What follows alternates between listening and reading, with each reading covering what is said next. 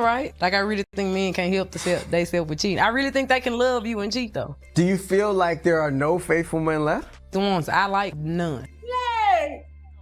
Oh my God!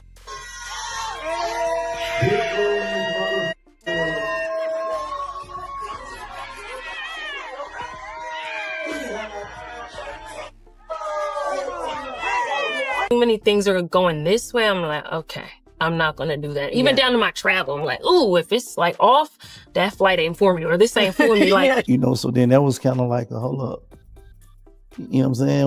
What's going on here?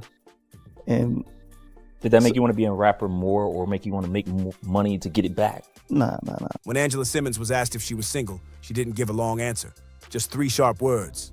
Not by choice. No. I'm not with him. No. Oh. Yeah. Not by choice, but, you know, I respect him. And that little phrase shook the room. Everyone instantly knew she was hinting at Yo Gotti. What's wild is, not too long ago, he was the one celebrating her like he finally won the prize he'd been chasing for years. He'd been begging her to be with him for the past 10 years. I want to do something with Angela Simmons. I'm talking about every single place he would go. He would be like, y'all know who I want. Y'all know who my dream girl is. But now the script is flipped. Gotti's out here chasing her again, trying to win her back after that GloRilla drama left him embarrassed in front of everybody. What IG didn't show were the late night calls, the flashy gifts that didn't fix a thing, and the quiet rumors that had Angela slowly pulling away long before that live stream blew up. Hey, what's up, y'all? It's your girl, GloRilla, a.k.a. Big Glo, and I'm here to give y'all some dating advice. First of all, if they ain't treating you like royalty, tell them next. Second of all, let them chase you. If they not running, you not winning. And here's a pro tip. Join Tinder Youth and start matching to help your college win a free concert with me.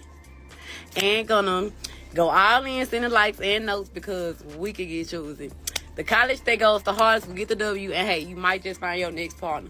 Let's get them. Let's go. And never forget, this whole saga kicked off the moment Yo Gotti put his crush on blast for the world to watch. Let's take it back to 2015, the moment this whole saga really started. That's when Yo Gotti dropped his hit, Down in the DM, and right in the middle of the track, he flat out confessed, I just followed Angela Simmons. Boy, I got a crush on Angela Simmons. He didn't hold back for 1 second. Fans were like, dang, Gotti really said that out loud? He was bold enough to turn his crush into a lyric for the world to hear, and he didn't care who was watching. This wasn't no subtle wink either.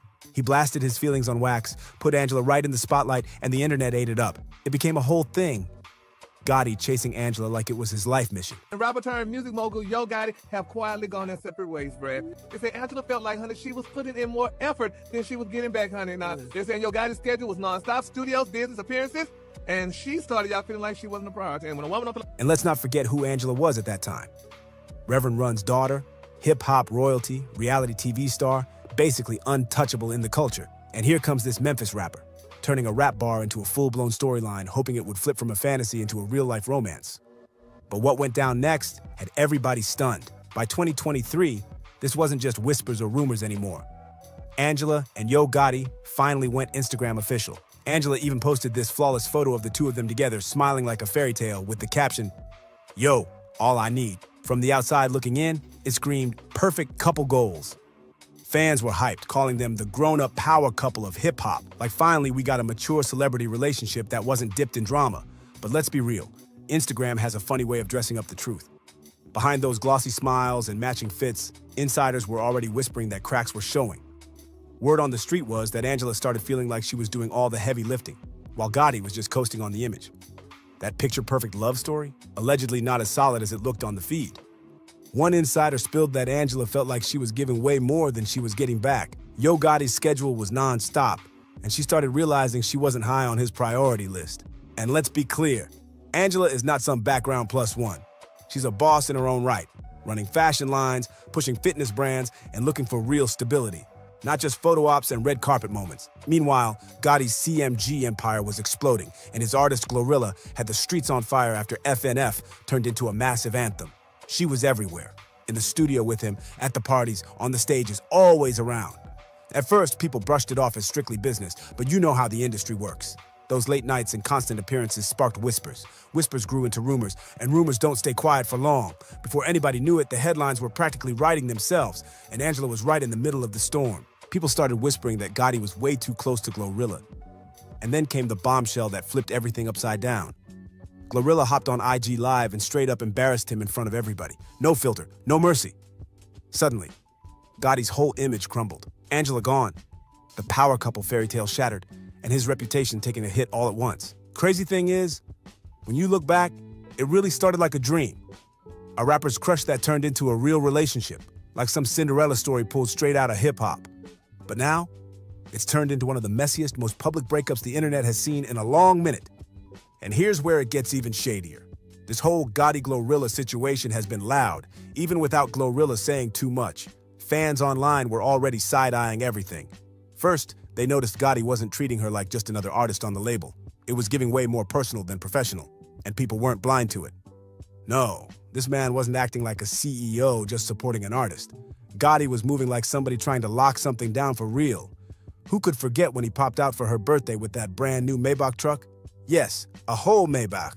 Not some bouquet of roses, not a little congrats cake. We're talking a $200,000 luxury SUV wrapped up with a giant red bow like it came straight out of a movie scene. Angela jumped on Instagram all smiles, calling him the best, glowing so hard you'd think she just got proposed to. Fans went crazy in the comments, debating if this was love or business, because to them, this was not normal boss artist behavior. It was giving relationship vibes, heavy. And just when everybody thought the noise couldn't get louder, boom, Gotti turned it up again with the Audemars. An 18-karat Audemars Piguet Royal Oak, 60 grand on her wrist, sparkling like a billboard for luxury. And that wasn't just a gift, that was a statement, a flex aimed at the industry, the fans, and anybody watching like, yeah, she's mine, and I can prove it. Woo! But let's be real. You don't just hand out Maybach trucks and diamond-drenched watches unless there's real feelings or real investment behind it. You feel me? Fans started connecting the dots quick, asking themselves if this was really just business, or something running way deeper. One person even dropped a comment that summed it all up. Oh, she looks pretty. He buys her the nicest gifts, and he always speaks highly of her in his interviews. And honestly, they weren't lying. Every time Gotti spoke on Angela, he lit up like a proud man bragging about more than just a business partner. His tone, his words, it was giving relationship energy, not label talk. People watching couldn't help but wonder if Gotti was blurring the line between CEO and lover. Anytime Gotti opened his mouth about Angela, it didn't sound like a CEO doing PR. It sounded like a man bragging about the woman he was proud to stand next to. The tone was half, that's my star artist, and half, look at my girl shine, and fans picked up on it instantly. And it wasn't just about showering her with expensive gifts either. Gotti was physically showing up for her. He pulled up at her birthday bash in Memphis and didn't just sit in the crowd. He hit the stage, performed with her, and hyped her like her #1 fan. That wasn't no quiet, behind-the-scenes business move. That was loud, public, and intentional. The kind of energy that made it hard to believe he was only treating her like an artist. Gotti wasn't hiding a thing. He made it crystal clear that he was backing GloRilla in every way possible. And even though Glo never came out swinging at Angela, never threw shade, her presence was loud enough all on its own. She didn't have to say a word, just being around spoke volumes, and people noticed. The whispers started picking up fast. Hold up, if he's doing all this for Glo, then what does that mean for Angela? Because one thing about the industry, actions will always tell the truth louder than any interview or caption. And Yo Gotti's actions, they were getting messier and harder to ignore by the day. Fans weren't blind, and every move was adding fuel to the rumors that Angela was slowly getting pushed out of the spotlight. Everybody was buzzing about Gotti and GloRilla. But meanwhile, Angela was posting something completely different on her IG story. She dropped a line that had people raising eyebrows. I want what wants me, in all areas. What flows, flows. What ghosts, ghosts. That wasn't just a random motivational quote. That was a woman quietly bowing out, sending a message without naming names. It read like, I'm not fighting for a man who's busy showing his loyalty somewhere else. And honestly, that energy spoke louder than any confrontation could. An insider even backed it up, saying Angela isn't the jealous, insecure type. That's just not her style. But don't get it twisted. She's also not naive. She's smart enough to clock red flags, even if they come in the form of rumors floating around. And at this point, those whispers were getting way too loud for her to ignore. At the end of the day, Angela just wanted more reassurance, more of his time, more effort that showed she was a priority. And when the breakup finally hit the fan, with GloRilla clowning Gotti on IG Live and leaving him looking lost, everything suddenly clicked for the fans. All those picture-perfect posts? Just smoke and mirrors hiding a relationship that was already on shaky ground. Now the tables flip.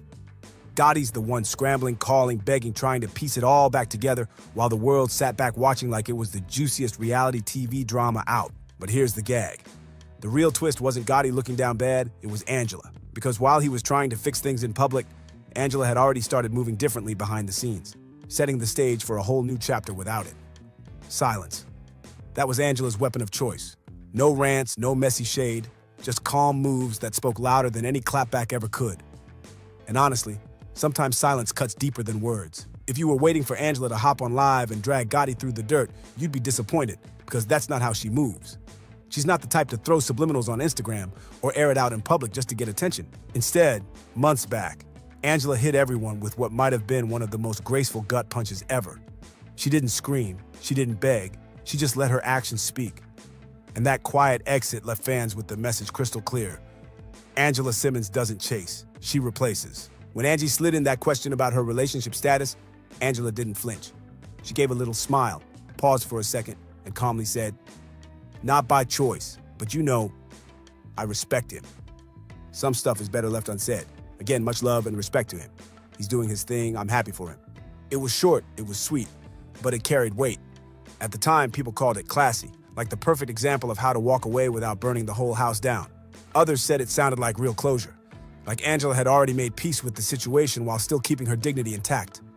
That one moment showed she didn't need to drag him, because her calm words said enough all on their own.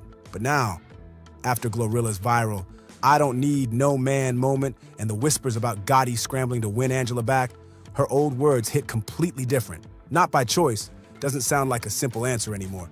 It feels like a quiet revelation, like maybe Angela wanted this to work out, and he's the one who fumbled it. And that line, "some stuff is better left unsaid," suddenly sounds way heavier than it did at first. Fans online started connecting the dots, piecing together that Angela might have known way more than she let on. About GloRilla, about the label drama, about the late night calls and all the shady energy circling around. To the public, it's just messy headlines. But to Angela, it looked like she had already seen it coming from a mile away. Fast forward to now, and insiders swear Gotti's been reaching out behind the scenes, trying to mend what's already broken. But Angela's old interview? It suddenly plays like a warning shot he should have listened to. She walked away with her dignity intact. Never messy, never desperate, and now he's chasing a woman who's already learned to live without him. That calm little mic drop on the Angie Martinez show wasn't just classy. It was final. It was Angela quietly telling the world, "I don't need to drag him. The truth will drag itself."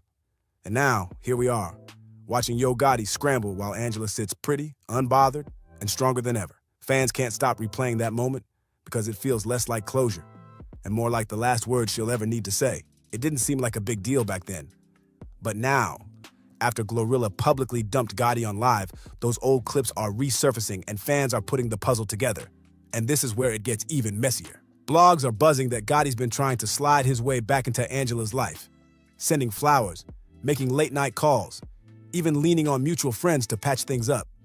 Some outlets even claim he's been all over her Instagram, liking old posts like the classic "I miss you" move in 2025. And the internet, they are eating it up. A whole wave of fans is clowning him, saying he went from chasing his dream girl to crawling back in pure embarrassment. Meanwhile, others are urging Angela to keep it pushing, calling it nothing but deja vu and warning her not to fall for the same game twice. It's giving nothing more than a desperate ex moment. But of course, the hopeless romantics are still out there rooting for him. They're quick to remind everybody that Gotti spent years chasing Angela, so maybe he deserves a second shot. But no matter how you slice it, the optics are wild. Gotti went from looking like the boss who bagged his dream girl to the guy who fumbled her, and now he's scrambling while his whole thing with GloRilla crashes and burns in public. But here's the real question. Why is Gotti suddenly out here crawling back to Angela? Because this ain't just about love, it's about survival. His empire looks shaky right now. Whispers, and I mean whispers, are swirling about a possible RICO case brewing around his CMG label. Ever since the Young Dolph murder trial started making headlines again, Gotti's name keeps getting dragged into conversations. Nobody in the industry wants their brand tied up in that kind of mess. Nothing's confirmed yet, but you know how it goes. Where there's smoke, there's usually fire. or at least somebody cooking something up behind the scenes. And now flip the script. Imagine being in GloRilla's shoes while all of this chaos is unraveling. GloRilla is one of the hottest new rappers in the game right now. She's got festivals lined up, endorsements rolling in, the spotlight on her heavy. The last thing she needs is to get dragged into some messy legal cloud hanging over her label boss.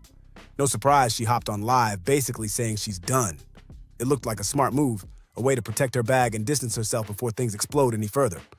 Angela, on the other hand, is in a whole different lane. She's a mom, a businesswoman, running fitness and fashion brands, building a positive empire that's about health, lifestyle, and growth. Getting tangled in whispers about RICO charges, industry beef, and messy drama, that's not even on her radar. And the way she gracefully bowed out with her calm, respectful statement, it felt like the cleanest exit possible.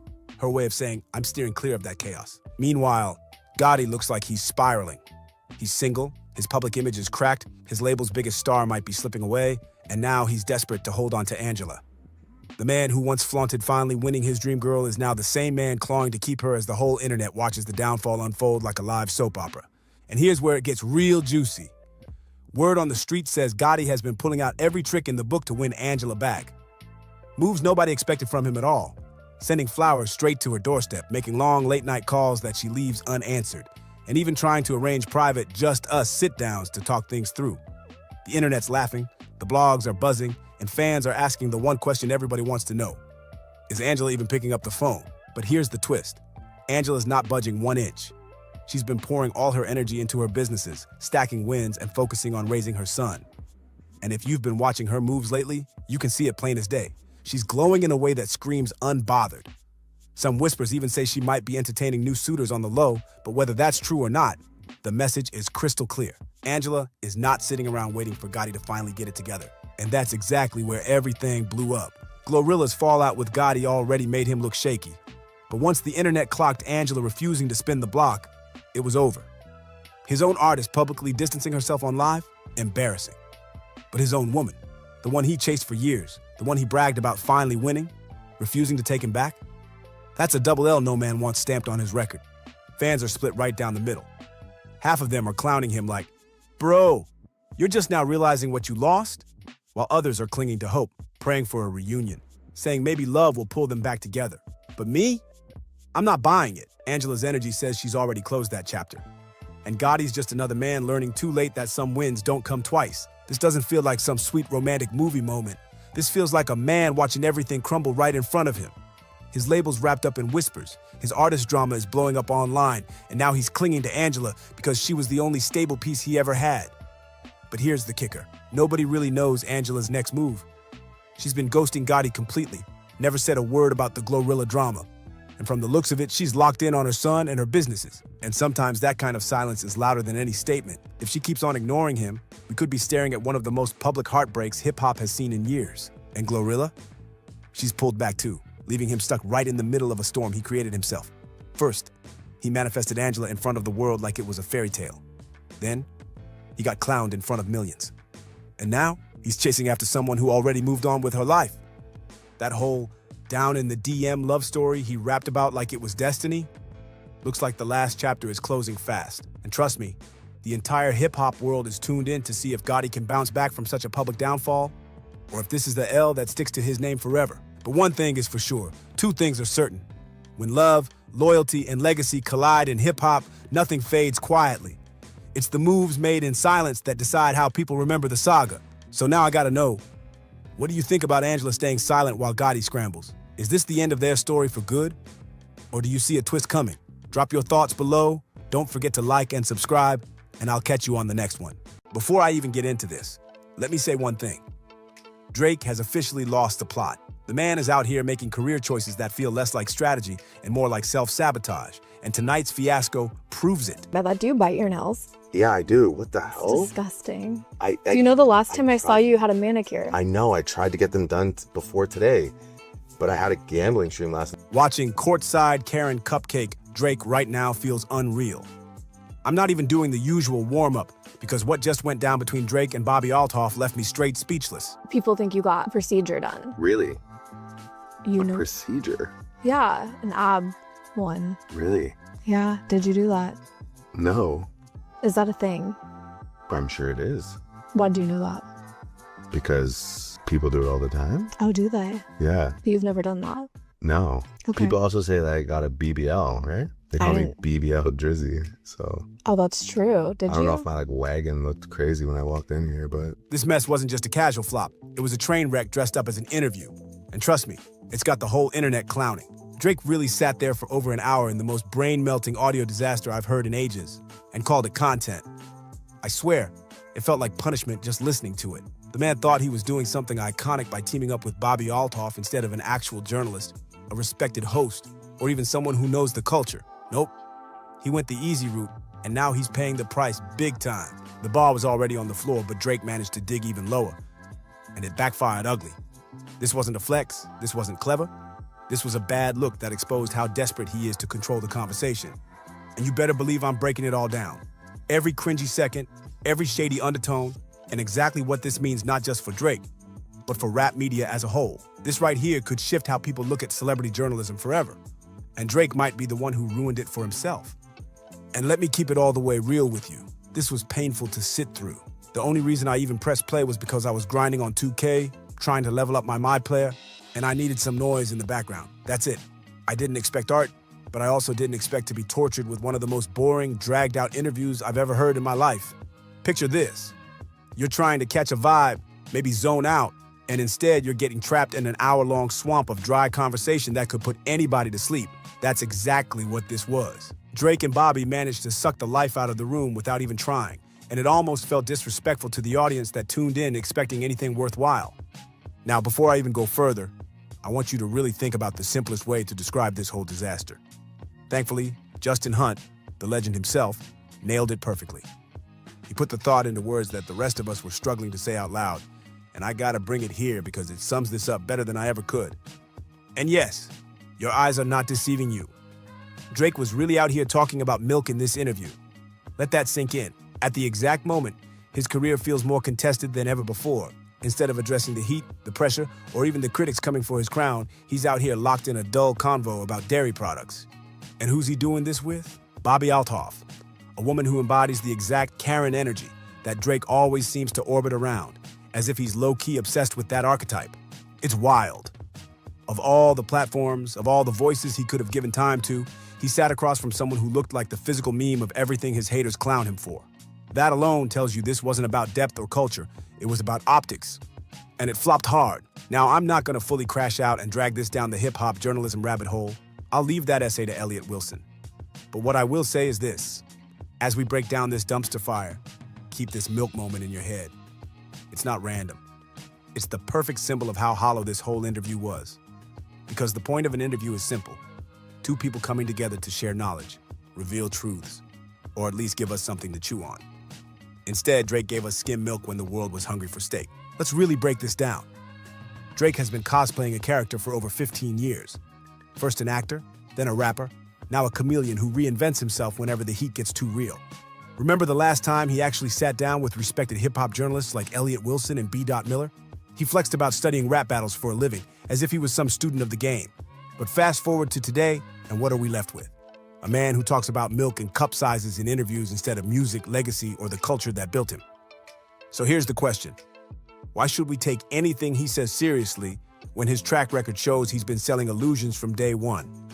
He's always been playing a role, always been adjusting the mask, and this time the cracks are showing clearer than ever. But there was one thing that stood out in this circus. When Drake decided to take a jab at music journalism itself, he low-key tried to clown the entire hip-hop press, saying this new wave of streamers, podcasters, and so-called cool hangout personalities are the future, while dismissing the OGs who built the space. That right there is the most revealing part of the whole interview. Drake doesn't respect the culture. He wants to replace it with vibes and casual chats that protect his ego. And that's a dangerous game. Now let me hit you with the exact words that made my jaw drop. Drake said, and I quote, "The goal is not to be an unattainable D-head for your whole life and only speak to Zane Lowe while he asks the more curated questions." Think about that. He basically just dismissed the entire tradition of thoughtful interviews with actual music journalists who know what they're talking about. And instead, what's his big vision? Forget Zane Lowe, forget Elliott Wilson, forget anyone serious. Drake wants to kick it with XQC, Aiden Ross, and the Streamer Squad. He's basically saying that the future of understanding Drake isn't about deep dives, context, or insight. It's about chilling with internet personalities who will let him vibe, joke, and never press him on anything real. That's the level we're at now. Drake openly clowning real journalism while cozying up to Twitch stars like it's a cultural upgrade. And here's where it gets twisted. Because if we actually take Drake's words seriously for even a second and give him the credit he thinks he deserves, then his whole game plan becomes clear. He flat out said that these moments he's creating with Bobby are better than sitting down with Joe Budden, Charlemagne, or Elliott Wilson. Imagine that. He's openly ranking a watered-down, awkward podcast vibe above conversations with the very voices who shaped hip-hop commentary. But here's the kicker. This is where I need you to lock in. Because what you're hearing here is the real Drake talking. No filter, no character, no PR polish. This is the man behind the music, and based on his own words, this is who he truly is. Not a student of rap battles, not someone invested in hip-hop's history, but a celebrity who'd rather chat about milk and vibes than engage with the culture that crowned him. So if this is his truth, then we've got to face it. Drake doesn't want to be challenged, doesn't want to be analyzed, and sure as hell doesn't want to be held accountable. He wants to be comfortable. And that comfort is exposing just how disconnected he really is. Drake really sat there talking about studying types of milk. And honestly, I can't even spin that into a joke. It's beyond cringe. It's just flat out bizarre. But what makes it even wilder is that in between this dairy obsession, Drake kept peeling back layers of who he really is. And none of it was flattering. Because while he's rambling about milk, you start to notice a pattern. Every single thing he says, every offhand comment, every weird tangent somehow circles back to one person. Kendrick Lamar. It's like Kendrick's name is living rent-free in his mind. No matter what topic pops up, Drake can't resist tying it back to the energy, the shade, or the dominance of not like us. And that's the truth he can't escape. He tries to act unbothered, tries to make it seem like he's bigger than the game. But even in a goofy interview about milk, the ghost of Kendrick looms over him. That's the real Drake on display. A man haunted by the one opponent he can't outrun. Sit through this interview for over an hour and you'll notice something chilling. The way Drake's thoughts keep circling back, over and over, until they twist into pure bitterness. He doesn't sound like the top dog in hip-hop. He sounds like a bitter ex who just can't accept the breakup. Every sentence drips with denial. Every tangent loops back to the same obsession. And while Kendrick keeps moving forward, stacking wins and dropping culture-shifting records, Drake sits stuck, replaying the same heartbreak in his head like a man who can't let go. And here's the wild part. I'm not exaggerating this. It's never been clearer, never been worse. When he's not babbling about milk, cup sizes, or whatever other nonsense clutters this interview, the real Drake comes out. And that version of him isn't just thinking about Kendrick, he's straight up fantasizing about him. Yes, fantasizing. Because that's how strange, how obsessive, and how revealing this whole thing gets. Drake tried to make this look like casual vibes, but the truth slipped out. Every word exposed his fixation. He's not battling Kendrick with bars, he's battling him in his mind. And he's losing that fight every single time. At this point, it's not even the fans, the media, or hip-hop Twitter connecting the dots back to Kendrick. It's Drake himself. Every move he makes, every line he drops, somehow boomerangs straight back to that beef. It's like he can't breathe without Kendrick's shadow hovering over him. Take this, for example. Drake casually refers to himself as Eurotrash. Now pause and remember. Kendrick Lamar already painted that exact picture years ago on those wild layered murals he spit about. The echoes are too loud to ignore. Drake thinks he's throwing out harmless lines, but the truth is, he's still orbiting around Kendrick's universe, recycling ideas, and indirectly feeding into the same narrative he swears he's above. When the supposed top rapper in the game starts quoting himself into Kendrick's playbook, it tells you one thing. The obsession has officially crossed into self-sabotage. Another lyric from Kendrick has aged like fine wine, almost like the man had a crystal ball when he wrote it. And that's the beauty of Kendrick. His bars don't just land in the moment, they come back years later to haunt his rivals. Drake is the perfect example of that haunting because he's slowly morphing into the exact caricature Kendrick once rapped about. It's almost comical, like Kendrick called his future before it even happened. But here's where things get messy. As this interview drags on, Drake finally works up the nerve to clap back. He tosses out not one, but two little disses aimed at Kendrick Lamar. And let's be real, that took more courage than he probably had in him. Because deep down, Drake is terrified of Kendrick. You can hear it in his voice, shaky confidence wrapped in arrogance, trying to mask the fear. So while it looks like he's striking back, it actually exposes the truth. Drake can't stop shadowboxing Kendrick, even when he knows he's outmatched. Drake didn't have to drop Kendrick's name. Everybody already knew exactly who he was aiming at. And instead of being slick with it, he went on this awkward tangent about making his grand return to LA one day. He bragged about finally doing US shows again after spending months hiding out in Europe, dodging the smoke like he was on the run. He tried to play it tough, saying he's not scared of LA, not worried about any warnings, not intimidated by the messages that have been floating around about him. But here's the thing. The words coming out of his mouth told one story, and his body language told another. You could see it plain as day. The tone wobbled, the demeanor shifted, and the mask slipped. Drake wanted to project this unbothered alpha energy, but instead he looked like a man trying to convince himself more than the audience. That's why the nickname sticks. He's not unfazed, he's not fearless.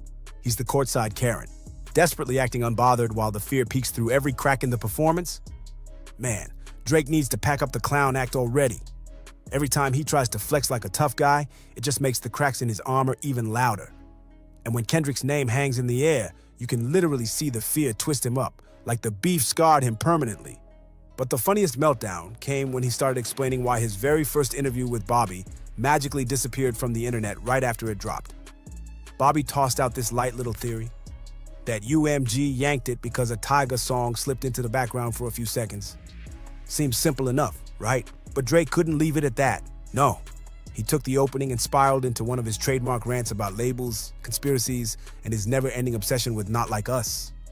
Instead of brushing it off, he tried to spin it like there's some grand plot, some invisible hand working against him in this Kendrick beef. He acted like the universe itself is aligned to make him lose. And here's the wildest part. He pushed these theories with a straight face, as if he was dropping facts. Of course, his most loyal stans will eat it up. No questions asked. But to everyone else, it just screams desperation. Drake isn't analyzing. He's spiraling. And the delusion is on full display. So here's how Drake spun it. He tried to laugh it all off, but then slipped into another rant, claiming the labels are out here playing shadow games. According to him, they're boosting certain records, burying others, and basically moving pieces behind the scenes in ways he has no idea about. He framed it like the whole industry is some rigged casino tilted against him. But let's keep it real. At this point, the whole interview was a blur of strange energy. Between zoning out on 2K and trying not to cringe at every awkward line, half of the weird stuff Drake said didn't even stick. And that's telling. If this was supposed to be his big, real personality reveal, then all we really saw was a man fumbling, spiraling, and exposing sides of himself he probably thought came across as charming. So let's call it what it is. Drake presented himself as a 40-year-old superstar, stuck in the mindset of someone half his age, a man asking women bizarre questions about milk, while low-key fantasizing about Kendrick Lamar like he's still trying to prove himself in high school drama. If this was supposed to be the raw, unfiltered Drake, then the reality is even sadder than the act. And when you strip it all down, one truth screams louder than anything else.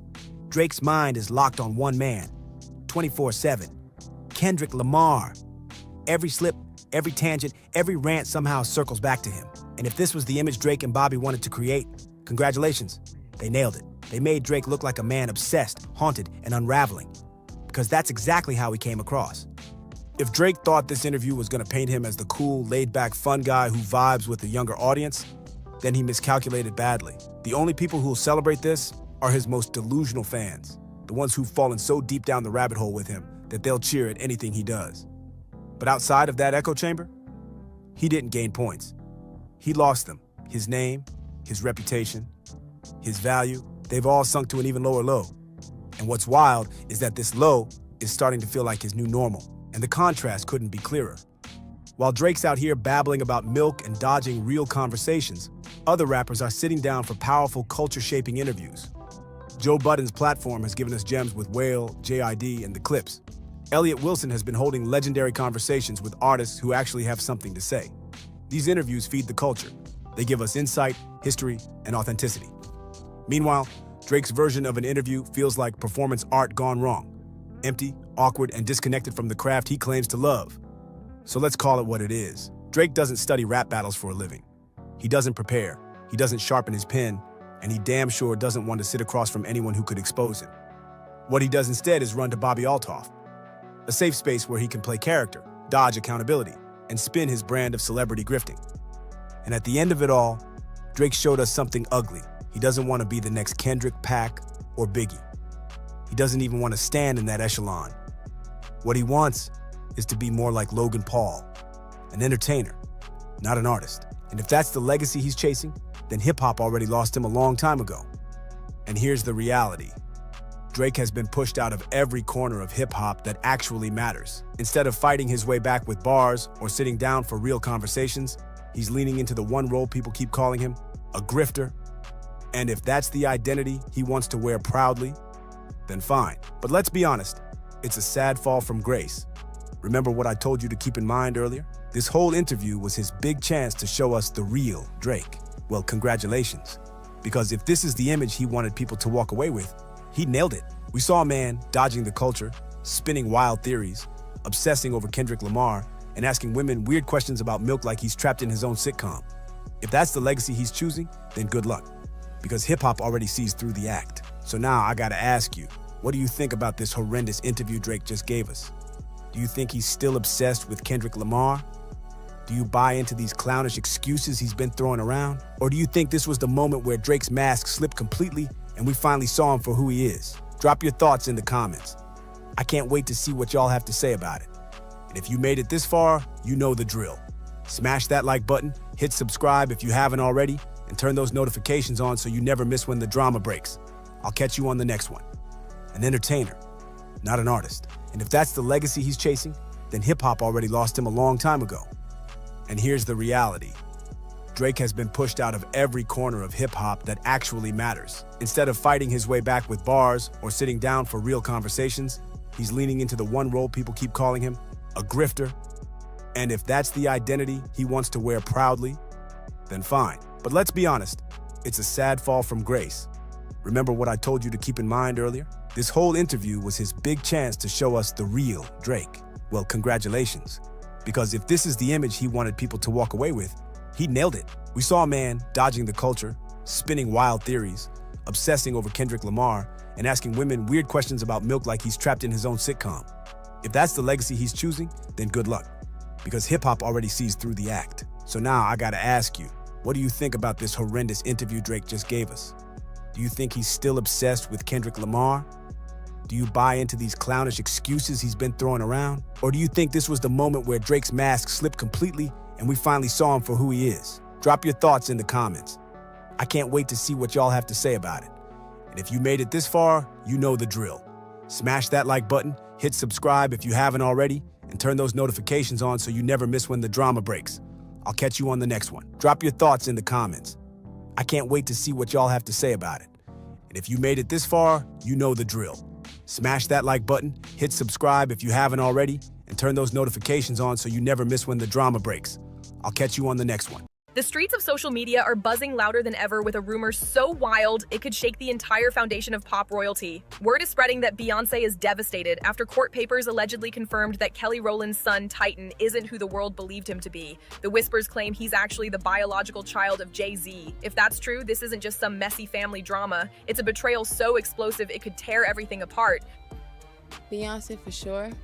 I love her. I love Beyonce. Jay-Z too, I really admire the both of them. We're talking about friendships that started back in childhood crumbling to dust, the very roots of Destiny's Child unraveling, and even Beyonce's flawless image as untouchable, unshakable, and above it all getting dragged right into the mud. Educated gangster rapper, that's all she could come up. This isn't just gossip. This is the kind of bombshell that could rewrite 2 decades of music history, rewrite love stories we thought were set in stone, and test public devotion with one jaw-dropping twist. Picture the fallout for Beyoncé, the woman who built her empire on loyalty, strength, and absolute control. She's weathered Jay-Z's publicized affairs, sat through his messy confessions, and still managed to stand tall like nothing could break her crown. But this? The idea that her best friend, her sister for life, secretly carried a child that belongs to her husband? That's not just scandal. That's devastation on a whole different level. I know so much on how you got where you are, how you stepped on many people. Insiders whisper that Beyoncé is spiraling in private, feeling the walls of her carefully guarded kingdom closing in. Court documents, the kind that were never supposed to see daylight, reportedly surfaced and lit the match. The moment screenshots and snippets leaked online, the internet erupted, feeding speculation like gasoline on an inferno that refuses to die out. Titan's parentage is being painted as the family's darkest, most dangerous secret. And whether it's real or just rumor, the fallout is already brutal. Beyoncé, gorgeous, a stab to my self-esteem. The suggestion alone slices right through Beyoncé's carefully polished image, the one she spent decades crafting to look flawless, loyal, and above suspicion. The internet wasted no time digging for receipts, and suddenly the so-called evidence was everywhere. Side-by-side photos of Titan and Jay-Z started spreading like wildfire, plastered with captions screaming that the similarities are undeniable. I want to ask you about Jay-Z's album. I think it's genius. Like all of his projects, I thought it was really great. The jawline, the nose, even those subtle smirks that mirror Jay-Z's younger pictures, fans swear it's all right there in plain sight. Some are convinced the resemblance is way too strong to dismiss. Of course, others argue it's just coincidence, but that hasn't slowed the frenzy. The debate has gone viral with timelines and comment sections blowing up nonstop. We've seen this pattern before. Weirdo.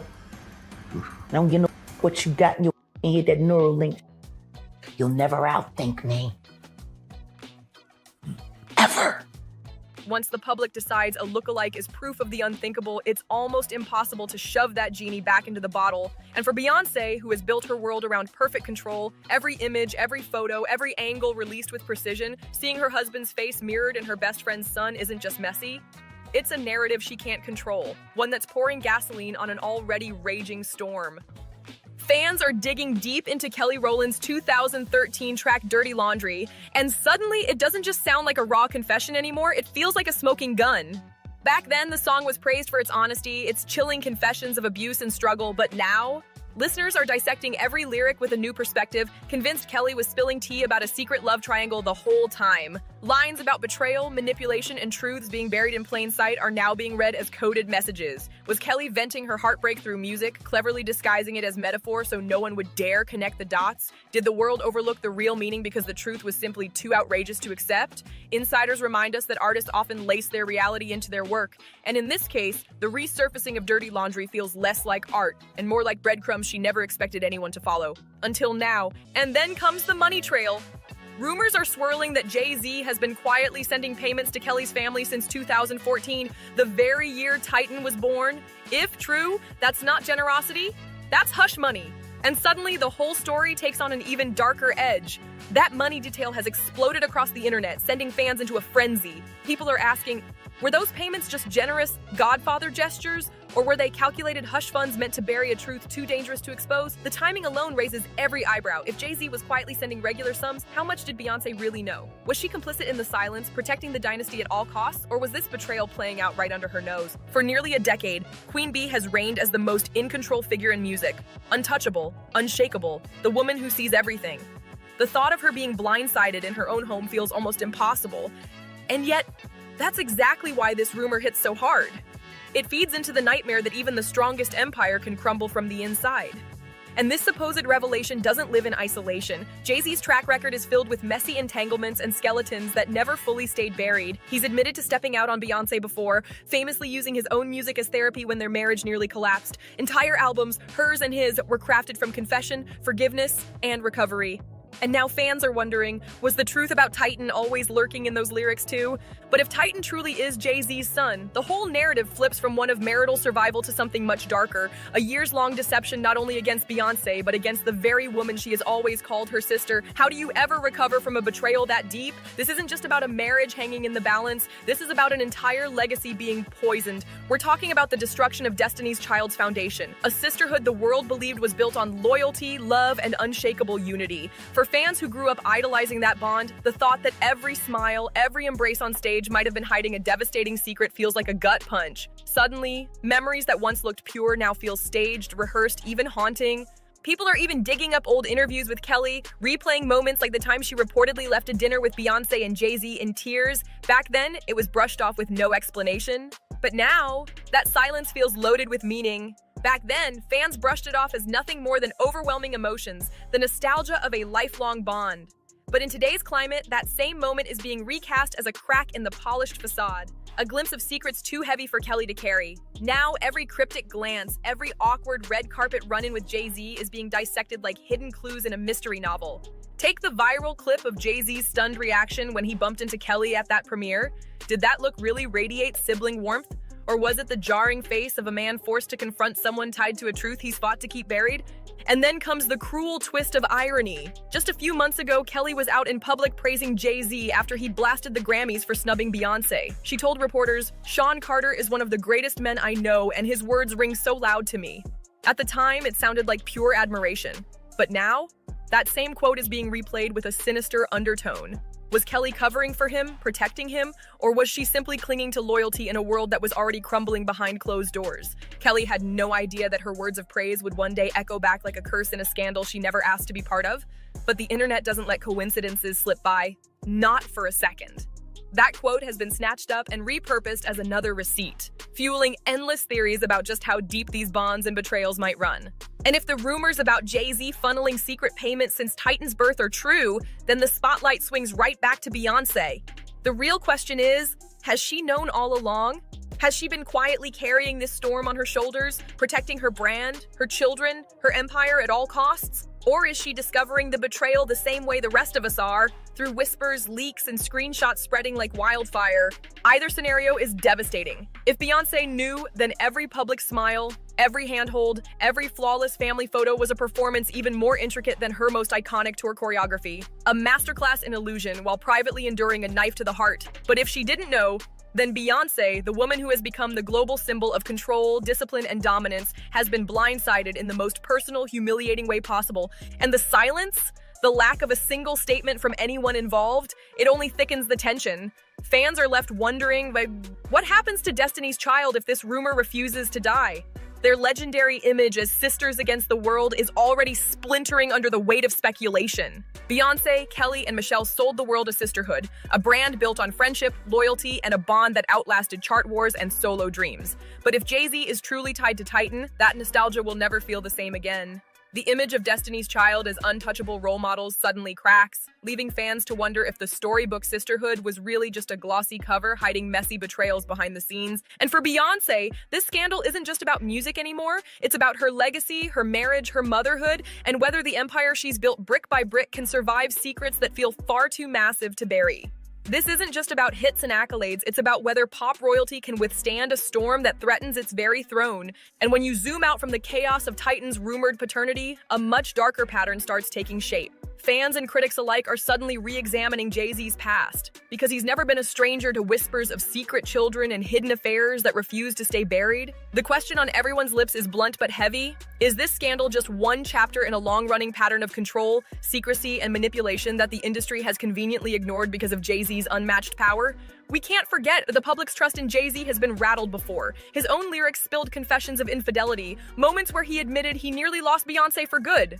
That saga, immortalized across Lemonade and 444, was packaged as a redemption arc, a broken man owning up to his sins and a strong woman choosing forgiveness over destruction. But if Titan really is his son, that redemption arc collapses instantly. The story was never about healing. It was about hiding. And that's what fans are starting to believe. Jay-Z's pattern isn't growth, it's strategy. He hasn't been learning from mistakes, he's been mastering the art of burying them until the headlines move on. Every resurfaced rumor, every whisper dragged back from the past deepens the cracks in his king-like image. What once looked like power and poise now feels like smoke and mirrors, a dynasty held together by secrets instead of strength. And this brings us straight to Beyoncé's family, because when the silence is this loud, there's usually someone behind the curtain working overtime to keep the empire from collapsing. Enter Tina Knowles, long hailed as the true matriarch, not just of Beyoncé's life, but of Destiny's Child as a whole. For decades, Tina has called Kelly Rowland her daughter, written glowing tributes about her, and positioned herself as the glue binding this surrogate family together. But in the glare of the Titan scandal, fans are now questioning her role with a sharper eye. Could she have known more than she ever let on? Did her fierce instinct to protect Beyoncé's empire push her to shield Jay-Z from scrutiny? And in the process, pressure Kelly into silence? This wouldn't be the first time a powerful matriarch quietly orchestrated damage control behind the scenes. Suddenly, every polished family photo, every glowing tribute, every motherly gesture feels layered with suspicion. Was it love? Or was it strategy? And now the question lingers like smoke. Has Tina been the quiet architect of the Carter Knowles image all along, managing not only Beyoncé's career, but also the inconvenient truths threatening to shatter it? We've all seen Tina fiercely defend Beyoncé against critics while showering Jay-Z with glowing praise. For years, that loyalty was framed as love, as family pride, but now the internet is twisting it into something far more calculated. Strategy! Think about it. If Tina knew Titan's secret, then keeping the family brand pristine would demand absolute silence, no matter the cost. For Beyonce, being betrayed by her husband would be shattering enough, but add the possibility of her own mother's complicity, that takes this scandal from a marital betrayal into a generational one. Suddenly, it's not just about a husband stepping out, it's about the entire Carter-Knowles dynasty allegedly protecting a truth so explosive, it could have blown their empire apart years ago. And the whispers don't stop there. Jay-Z's name has long hovered in the orbit of controversy, especially through his ties to Sean Diddy Combs. With lawsuits, exposés, and allegations swirling around that circle, every fresh headline drags Jay-Z's name to the edge, sometimes mentioned directly, sometimes scrubbed from filings at the last minute. To fans, that pattern doesn't look like coincidence, it looks like protection. And in this climate, even silence feels like an admission. Fans can't help but point out the pattern. Jay-Z always seems to hover on the edges of chaos, yet somehow avoids being dragged into the dead center. Whether it's slick legal maneuvering, backroom deals, or just raw influence, the result never changes. His name gets cleared, his empire stays untouchable, and the whispers eventually move on. But this Titan rumor, it refuses to die down. Instead, it's forcing the world to connect dots across decades of scandals that once looked unrelated but now feel like pieces of a much bigger puzzle. So the real question isn't just whether Titan is Jay-Z's child, the question is whether this entire pattern exposes a blueprint, one he's been perfecting for years, to dodge consequences time and time again. A masterclass in survival at any cost. Beyonce, on the other hand, has always played a completely different game. Silence has been her sharpest weapon. She doesn't sit down for messy interviews, she doesn't rant online, and she rarely gives the world explanations. Instead, she speaks in code through her art, lacing her albums with hidden messages that fans spend months decoding. Lemonade was her way of ripping into infidelity without ever needing to say Jay-Z's name in a single interview. Proof that she knows how to fight battles without uttering a word. And now the burning question everyone's waiting on. Will Beyonce break her silence and address Titan in her next project, or will she double down and refuse to validate the scandal with even a single word? The world is on edge, waiting to see if her upcoming film ventures, new music, or even her carefully staged public appearances will carry coded messages about betrayal, fractured sisterhood, or motherhood under fire. If history tells us anything, Beyonce won't sit at a microphone and spell it out. That's not her style. She'll drip-feed the world symbolism, images, lyrics, and subtle choices that force fans to decode the pain she refuses to speak aloud. That's how she handled infidelity with Lemonade, turning personal wounds into art without ever mentioning Jay-Z's name. But this time, the stakes are so much higher. Her entire legacy rests not just on her talent, but on her image. The flawless queen, the untouchable icon, the woman who endured betrayal and came out stronger than before. The friend who lifted Kelly Rowland and Michelle Williams on her shoulders, presenting Destiny's Child as unbreakable sisterhood. But if Titan truly is Jay-Z's son, all of that mythology crumbles in one blow. She's no longer the woman in control. She's the woman betrayed not just by her husband, but possibly by her best friend and even her own mother. And for an empire that has been marketed to the world as perfect, the illusion of perfection itself may be the hardest thing to repair. Because once the public sees cracks in a crown, no amount of shine can ever hide them again. Fans are already convinced that if Beyonce does respond, it won't be subtle, it'll be seismic. Picture it, a visual album dripping with cryptic symbolism, a lyric slipped like a dagger into a live performance, or even a sudden, chilling shift in how she publicly aligns herself with Jay-Z. Remember, Lemonade didn't just give us music, it gave us an earthquake of cultural moments, viral catchphrases, timeless memes, and a global movement of women re-examining their own relationships. Now, imagine the impact if Beyonce decided to channel that same energy toward betrayal within her own inner circle. The cultural explosion would be unmatched, shaking not just the music industry, but the very foundations of celebrity loyalty, sisterhood, and image management. Suddenly, it's not just an album, it's a reckoning. Right now, we're left with a storm of speculation, a mountain of unanswered questions, and an empire visibly wobbling on its throne. If Titan's paternity truly traces back to Jay-Z, then the Carter-Knowles dynasty is staring down its biggest test yet. Can Beyonce ever forgive a betrayal this layered? Can Destiny's Child still be remembered as a story of sisterhood, or will history rewrite them as a trio built on secrets and silence?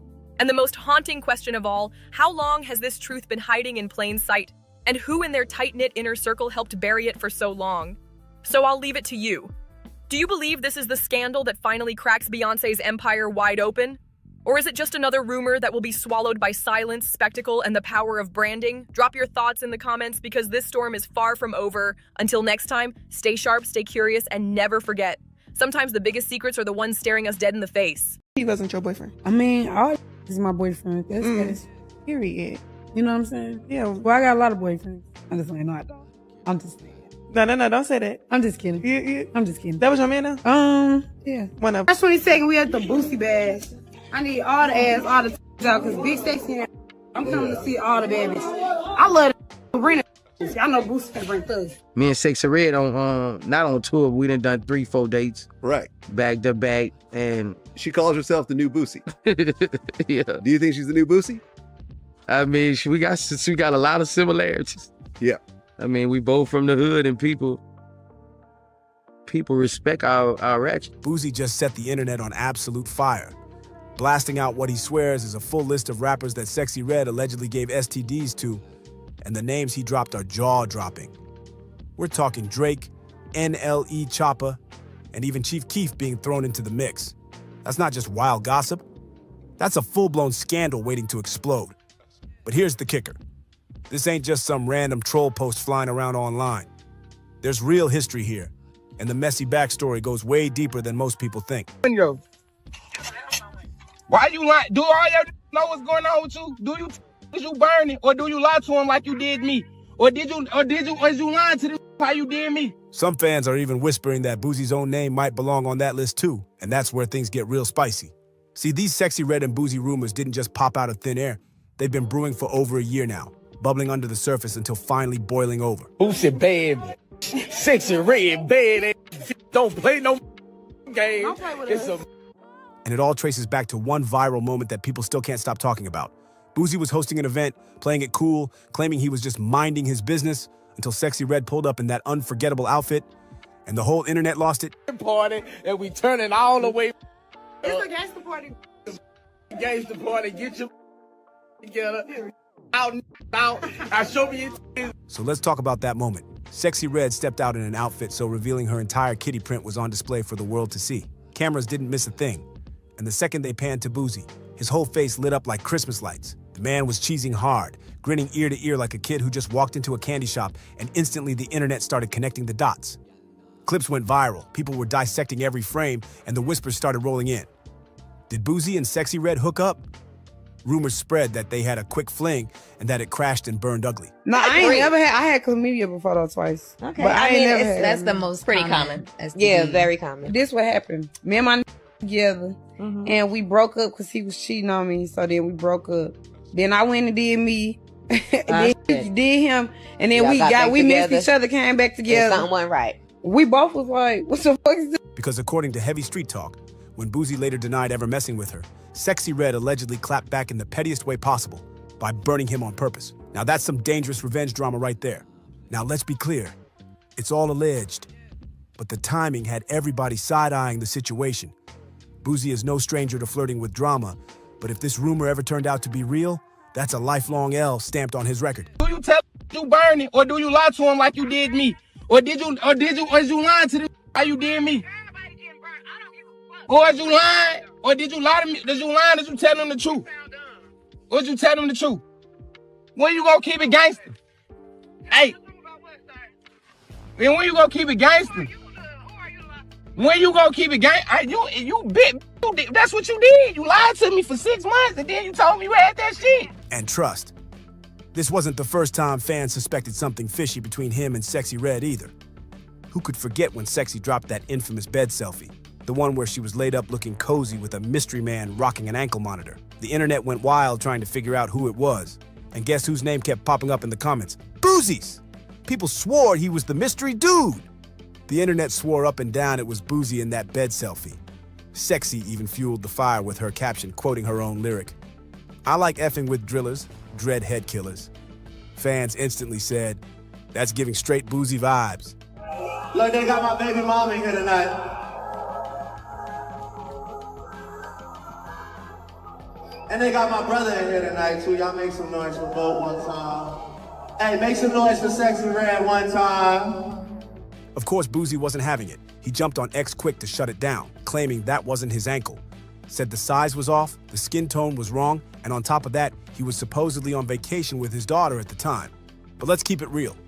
The fans weren't buying it one bit, especially since Boosie himself has been spotted wearing an ankle monitor before. That little detail made the denial look shaky, and the internet was quick to drag him for it. Back in June 2023, Sexy Red sat down on Angela Yee's lip service podcast and spilled way too much tea. She flat out admitted she had caught chlamydia, not once, but twice. And the way she told it had everyone's jaw on the floor.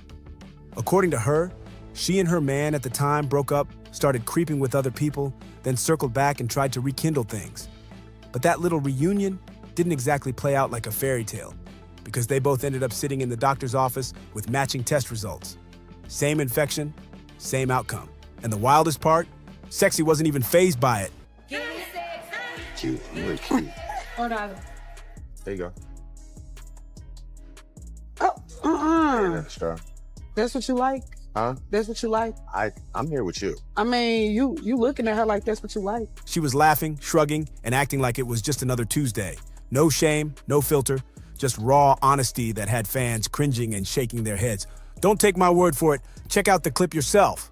Now this is where the puzzle pieces really started coming together and the drama hit another level. Things got downright messy when Sexy Red's own baby daddy stepped forward months later. Out of nowhere, dude hopped on social media claiming she gave him an STD. And here's the kicker, he said she never even told him. But it didn't stop at just words. He came with so-called receipts. He posted a recorded phone call where he straight up confronted her about it, and you could hear the tension loud and clear. When that audio dropped, the internet went nuts. Timelines lit up instantly. People side-eyeing Sexy like, wait a minute, maybe Boozy wasn't lying after all. Hey man, we in the hoopty, man. We finna, we finna go hit a nigga block, you know what I mean? Me and my boo, you know what the fuck going on? Of course, Sexy Red wasn't about to sit back and let that narrative run wild. She clapped back online hard, saying, 1, it's not true. 2, y'all believe anything on this app. But honestly, by that point, the damage was already baked in. Fans weren't just calling her reckless anymore. They started speculating heavy about who else might have been in her lineup.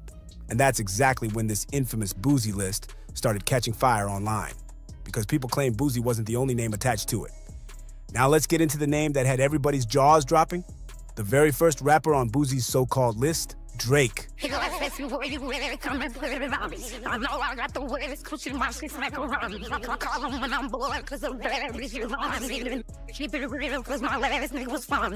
honestly, some people weren't even surprised.